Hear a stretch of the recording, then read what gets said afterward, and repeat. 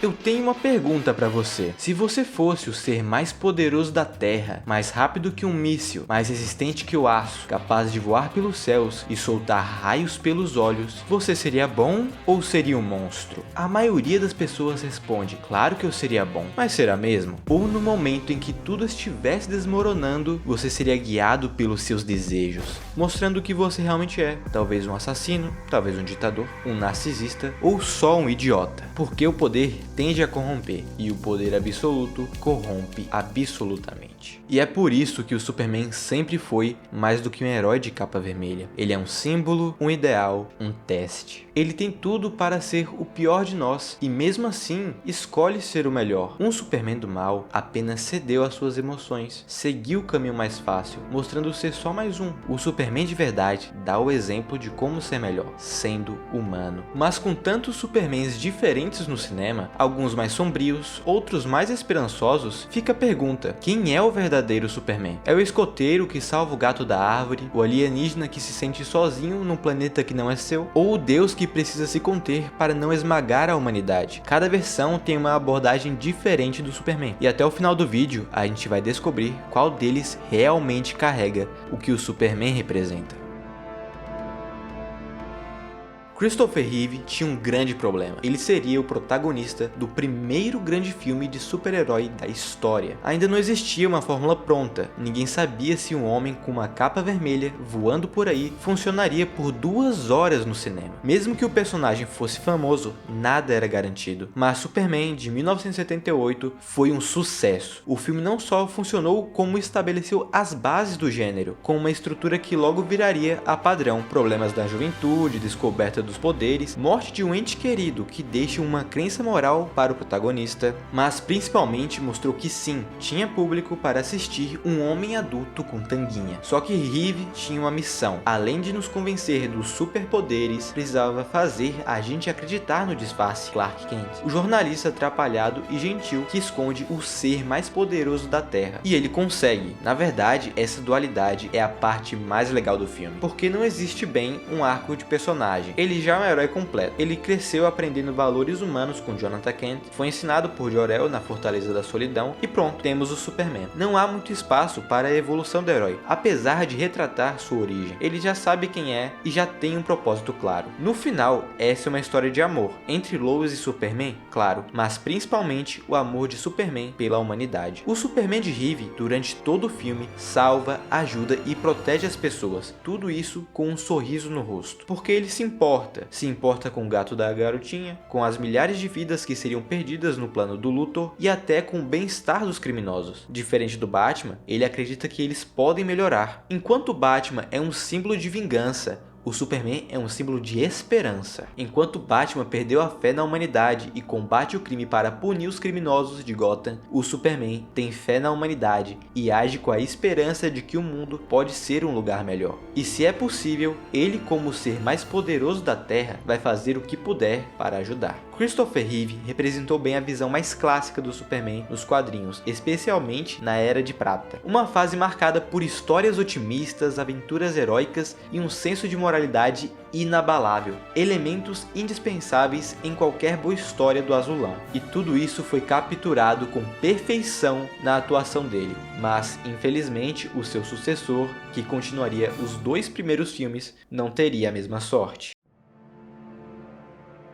Superman: O Retorno surgiu 26 anos após o segundo filme do Christopher Reeve. Veio como uma continuação, mas com um problema muito grande mesmo. Como continuar o legado do Reeve e ao mesmo tempo fazer o filme funcionar de forma independente para criar novos fãs e ainda agradar os antigos. Afinal, era uma continuação. E quem substituiria os atores icônicos no papel? Diferente do seu antecessor, esse não teve a mesma sorte. O filme é chato, lento, os atores não parecem estar confortáveis nos papéis, não funciona como uma continuação, nem como um filme independente e pior, nesse filme somos apresentados ao Superman comedor de casada. Sério, as 2 horas desse filme parecem 9, mas e quanto ao Superman dele? Já adianto, não é bom. Esse Super tenta ser o Reeve, mas não tem o charme nem a doçura do original, não tem personalidade própria e vive à sombra do Reeve, repetindo poses e falas, mas sem entender o que realmente fazia o original funcionar. O roteiro também não ajuda. O personagem passa o filme inteiro calado e distante, como se fosse só uma figura triste e melancólica vagando pelo mundo, e isso é um erro enorme, porque o Superman não é trágico por natureza. Ele pode ter momentos de dúvida e solidão, como qualquer herói, mas isso não é tudo que ele é.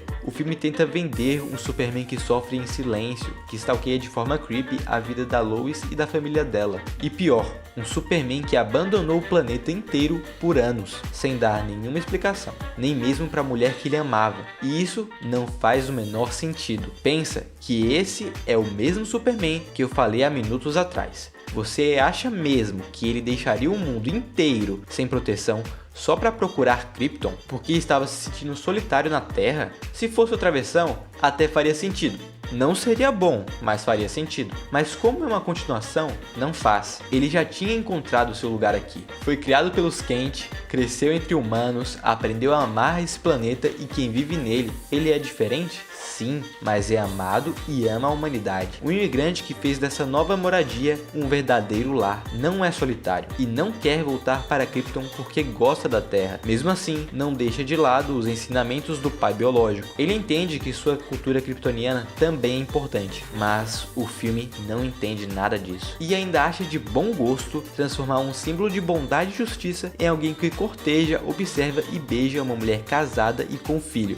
Tá bom que o filho é dele, mas ele não sabia. Claro, tudo isso é ruim. Pior que isso, só tirar a esperança do personagem. Mas ninguém seria louco de fazer isso, né? Homem de Aço. Já que tentar replicar o Christopher Reeve não deu certo, Zack Snyder tentou se distanciar ao máximo dele. Fizeram um filme mais sombrio, no estilo Batman do Nolan. Quiseram deixar o Superman sério como Batman, escuro como Batman e sem fé na humanidade como Batman. Mas como justificar um Superman assim? Não faz sentido alguém que foi criado por pessoas boas, sendo amado e ensinado desde pequeno a ser bom, honesto, a valorizar a vida e proteger os mais fracos, ficar desse jeito. Ele nunca passou por perdas que justificariam esse tipo de mudança. Então, como explicar esse Superman sério, cheio de dúvidas e sem esperança na humanidade? A resposta que o Snyder achou foi simples: fazer ele ser criado para ser assim. Sério, olha o que o Jonathan Kent fala quando o Clark salva um ônibus escolar cheio de crianças. Ah, Clark, você precisa manter esse seu lado em segredo. E o que eu devia fazer?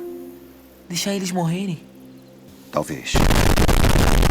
Em vez de incentivar a empatia, honestidade e bondade, valores humanos que sempre foram o alicerce do personagem, ele ensina medo, isolamento e egoísmo. Mas sem humanidade não existe Superman, existe só um homem de aço, que usa seus poderes não para inspirar os outros, mas para si mesmo. Se esconde entre nós e mesmo podendo ajudar, escolhe deixar a humanidade seguir seu curso. Mas não hesita em usar seus poderes quando é para vingança pessoal. E a ironia é que quem dá ao Clark o empurrão que ele precisava para fazer o bem não é um humano, é a inteligência artificial de um kryptoniano morto há décadas. Sendo que o próprio Jor-El diz que não veio para a Terra com o filho porque queria que ele aprendesse a ser humano. Ele só não esperava que fosse com esse tipo de humano.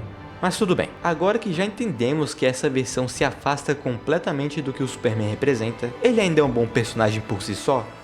Não. Esse filme não é nada sutil ao dizer qual é o papel do Superman na Terra. Ele é um deus, com cenas grandiosas, poses messiânicas e discursos sobre destino. Mas falta o mais básico: ele não sorri, ele não salva pessoas, ele não se conecta com ninguém. Quando ele finalmente veste o traje, ele vai direto pra porrada com Zod, destruindo tudo no caminho. E o filme trata isso como heroísmo. É como se o Superman só fosse especial pelos poderes, como se o que definisse ele fosse ser forte, voar ou vencer o inimigo no final. Mas o que sempre fez o Superman ser quem ele é, nunca foi isso. E era por isso que a chegada do Superman do James Gunn animou tanta gente, porque depois de anos sem um bom Superman, o público só queria assistir a uma história com a cara do maior herói de todos os tempos.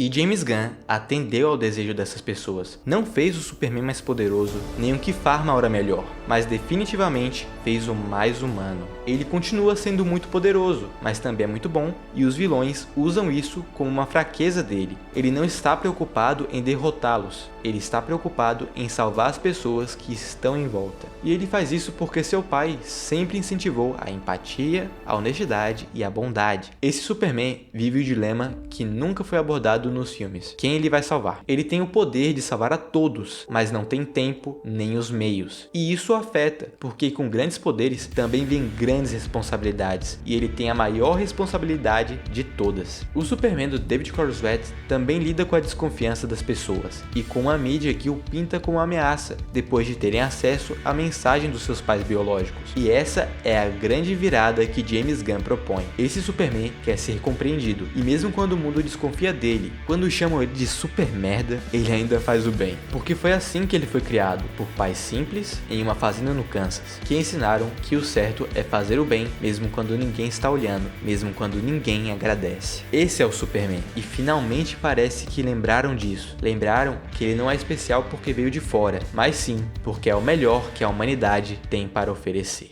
Mas qual é o verdadeiro Superman? Todo esse vídeo foi feito para responder a essa pergunta, e o melhor Superman é o do Nicolas Cage.